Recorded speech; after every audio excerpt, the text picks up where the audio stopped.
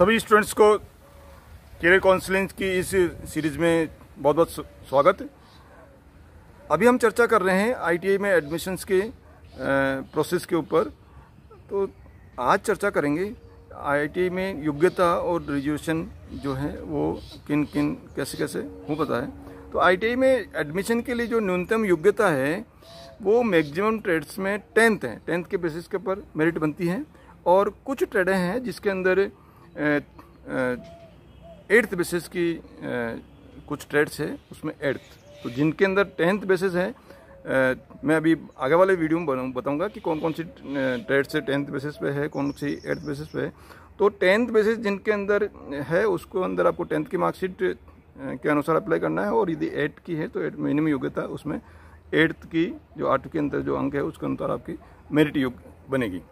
अब आयु सीमा प्रवेश के लिए जो आईटीआई के अंदर आयु सीमा है वो कम से कम 14 ईयर्स 14 वर्ष की उम्र जो है वो स्टूडेंट्स की हो जानी चाहिए। उसके बाद में ही वो आईटीआई में एडमिशन के लिए एलिजिबल है। प्रवेश के लिए जो रिजर्वेशन है आरक्षण वो किस तरह से मिलेगा या आरक्षण की क्या क्या प्रावधान है इसके ऊपर थोड़ी चर्चा करते हैं। तो इसमें कुछ श्रेणियां बनी हुई है, उस श्रेणी के ऊपर थोड़ा सी हम जानकारी प्राप्त करें।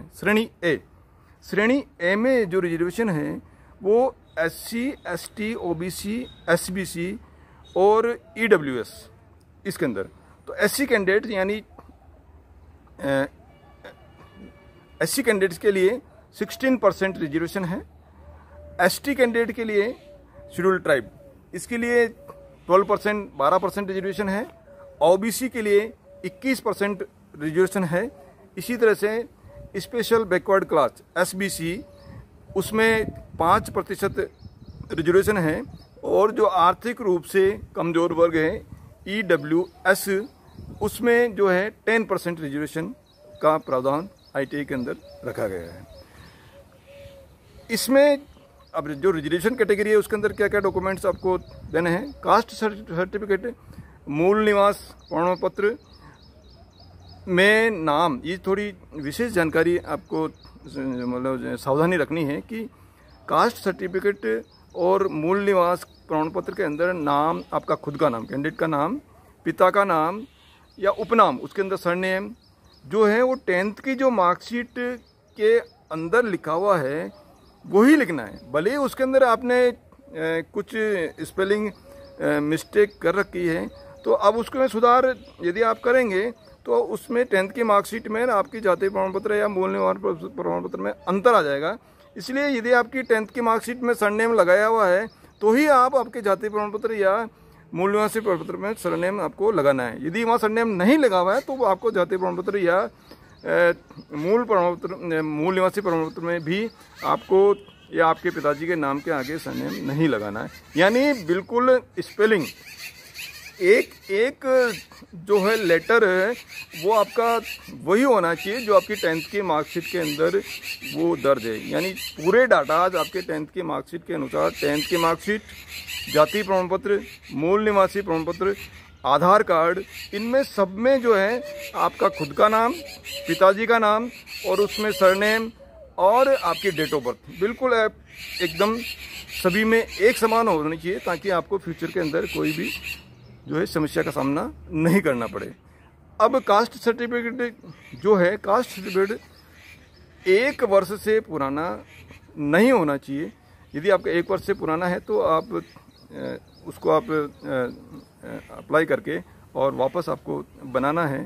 तो SC, ST, OBC और SBC या EWS इसका जो सर्टिफिकेट है वो सक्षम अधिकारी, जिलाधीश, उपखंड अधिकारी, तहसील द्वारा प्रदत्त प्रमाण पत्र जिस पर प्रेषण संख्या यानी डिस्पैच नंबर और डेट और कार्यालय की सील होना आवश्यक है।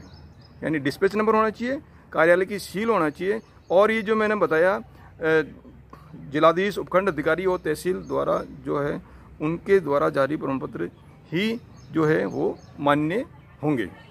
एक्स सर्विसमैन के लिए जो रिजर्वेशन है वो जो 5% का रिजर्वेशन रखा गया है।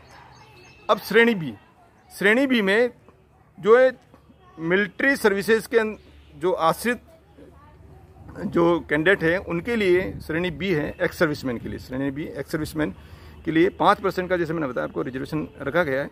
तो उसके अंदर भी कैटेगरी है, उसके अंदर कैटेगरी है एक्स सर्विसमैन में ए कैटेगरी में जो है, इसमें पहले जो कैटेगरी होगी वो जो जिनके जो मेरिट के अनुसार जो है ना, पहले इनको इस वरीयता के अंदर ही उनको प्रवेश दिया जाएगा।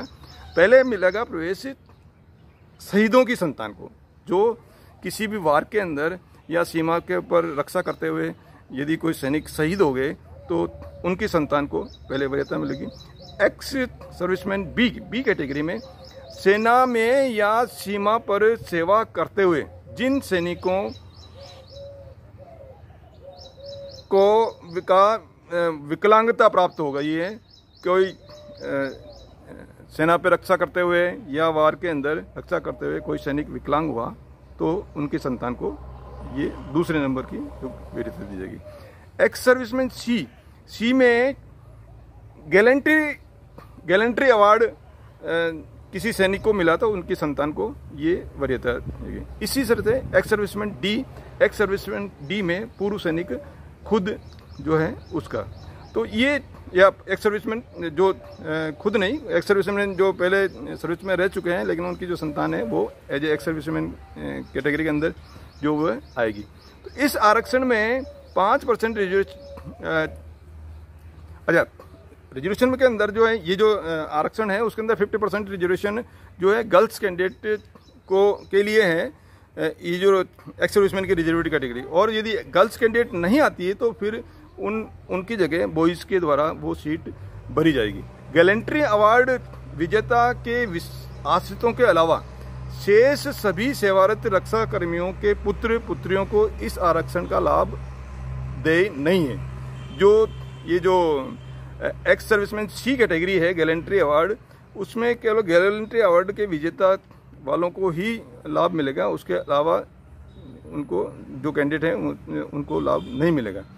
इसके अलावा BSF बॉर्डर सिक्योरिटी फोर्स और CRPF, ये थोड़ा सा क्लियर आप लोगों को जानकारी होनी चाहिए, ये थोड़ा कन्फ्यूजन रहता है, तो ये एकदम ये क्लियर जो है निर्देश है या सूचना है कि BSF और CRPF और अन्य पुलिस कर्मियों की संतानों के लिए यह आरक्षण नहीं है।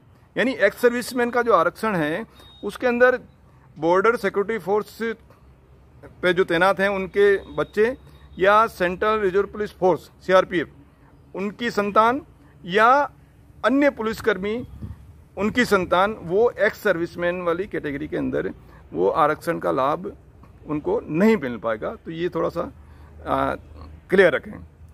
अब श्रेणी सी, ये मैंने श्रेणी बी बताई एक्स सर्विसमैन की। श्रेणी सी है शारीरिक रूप से कोई विकलांग है, फिजिकल विशेष योग्य जन अभ्यर्थियों के का जो है रिजर्वेशन है, फिजिकली हैंडीकैप्ड जो कैंडिडेट्स है उनका लिए श्रेणी सी है। ये कैंडिडेट्स उपलब्ध होने पर, यदि ये उपलब्ध होते हैं तो प्रत्येक व्यवसाय में प्रत्येक यूनिट में प्रवेश क्षमता के 4% स्थानों पर योग्यता क्रमांक के आधार पर प्रवेश दिया जाएगा। इस संबंध में विशेष योग्य जन वर्ग के अभ्यर्थी आवेदन करने से पूर्व विकलांग व्यावसायिक पुनर्वास केंद्र जो राज्य स्तरीय है में उपस्थित होकर उपयुक्तता या पात्रता प्रमाण पत्र लेकर ही ITI में प्रवेश हेतु आवेदन करें। तो ये 4% का रिजर्वेशन है, लेकिन 4% का रिजर्वेशन ये प्राप्त करने के लिए बच्चे उस कैंडिडेट के पास में राज्य स्तर का जो है व्यवसायिक, राज्य स्तर पर जो व्यवसायिक पुनर्वास केंद्र है उस पर उपस्थित होकर वो विकलांगता का जो सर्टिफिकेट है उसको उसके पास में होना चाहिए कैंडिडेट्स के। इस जगह कई कैंडिडेट्स से गलती करते हैं कि वो उनको जानकारी के अभाव में ये सर्टिफिकेट नहीं ला पाते हैं और वो रिजर्व कैटेगरी एडमिशन करने के लिए जो है उपस्थित हो जाते हैं, और जब उनको एंड में मालूम पड़ता कि इस सर्टिफिकेट की आवश्यकता थी तो उस टाइम में इतना समय नहीं होता है कि वो सर्टिफिकेट एकदम तुरंत प्रभाव से लाया जाए। तो वो इस एडमिशन से ऐसे जो विद्यार्थी है या युवा वो इससे वंचित रह जाते हैं। इसलिए इस बात का विशेष ध्यान रखना कि जो विकलांग जो छात्र हैं वो राज्य स्तरीय पुनर्वास केंद्र से वो सर्टिफिकेट जो है वो जरूर लेकर आएँ। ये कैटेगरी सी हो गई। कैटेगरी डी है। कैटेगरी डी में विडो या डाइवर्स लेडीज के लिए है। विधवा या प्रतित्यक्ता इन ऐसी महिलाओं के लिए प्रत्येक ट्रेड में या यूनिट में महिलाओं के लिए 30% जो स्थान है वो प्रत्येक वर्ग में महिलाओं के लिए 30% प्रत्येक स्थान पर आरक्षित हैं, रखे गए हैं। इन स्थानों में से विडो डाइवर्स को नियमानुसार स्थान आरक्षित है, जिनके उपलब्ध न होने पर सामान्य महिला अभ्यर्थियों से भरा जाएगा। यानी प्रत्येक ट्रेड के अंदर गर्ल्स कैंडिडेट के लिए 30% रिजर्वेशन है और उस रिजर्वेशन में से कुछ परसेंटेज महिला विधवा या प्रतित्यक्ता महिलाओं के लिए है।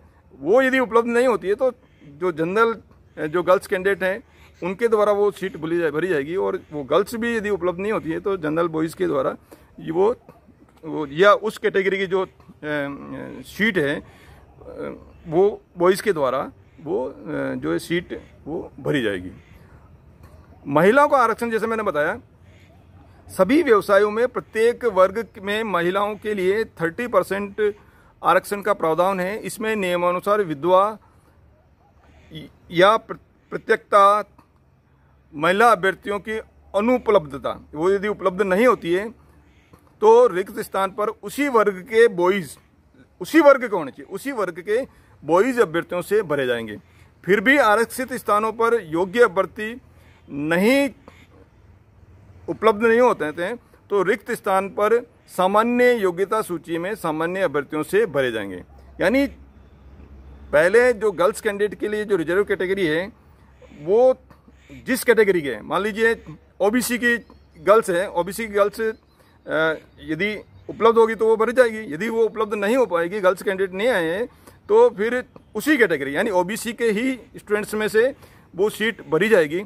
अब ओबीसी के स्टूडेंट्स भी उपलब्ध नहीं हो पाए और सीट यदि वैकेंट है तो अब उस सीट में जनरल जो है वो बॉयज़ के द्वारा वो सीट भरी जाएगी। ये जो है प्रोसेस एडमिशन के टाइम में चलेगा। अल्पसंख्यकों के देवनानी योजना के अंतर्गत कुछ संस्थानों में, कुछ विशेष संस्थानों के अंदर जो है वो आरक्षण, इसी तरह अल्पसंख्यकों का भी कुछ विशेष संस्थान होते हैं, उसके अंदर जो आरक्षण का वो अलग अलग प्रावधान है। इसी तरह से अति पिछड़ा वर्ग एसबीसी, इस पे एसबीसी उसका 5% रिजर्वेशन जो है वो रखा गया है। और आर्थिक रूप से जो कमज़ोर वर्ग है ईडब्ल्यूएस वो जो है उसका भी आरक्षण 10% आरक्षण वो जो है आरक्षण रखा गया है। तो ये थोड़ा सा आरक्षण से संबंधित जानकारी मैंने आपको दी है। थोड़ा सा सामान्य जानकारी आप लोगों को रहे, और जो मैंने इसमें थोड़ी ध्यान रखने योग्य जो बातें आपको बताई है वो आप बिल्कुल ध्यान रखने के उपरांत जो आपको बताया जानकारियाँ, उसका ध्यान रखते हुए आप एडमिशन्स ले पाएंगे। आपने जब ऑप्शन फॉर्म भर दिया उसके बाद में जब आपको ऑप्शन फॉर्म के जब आपको ट्रेड अलॉट हो गई तो अलॉट होने के बाद में आपको संबंधित जो संस्थान है उसके अंदर आपको फीस लेकर, आपके ओरिजिनल डॉक्यूमेंट लेकर आपको जो है रिपोर्ट तय समय के अंदर आपको रिपोर्ट करना चाहिए, ताकि आपको किसी भी तरह की असुविधा नहीं हो। धन्यवाद।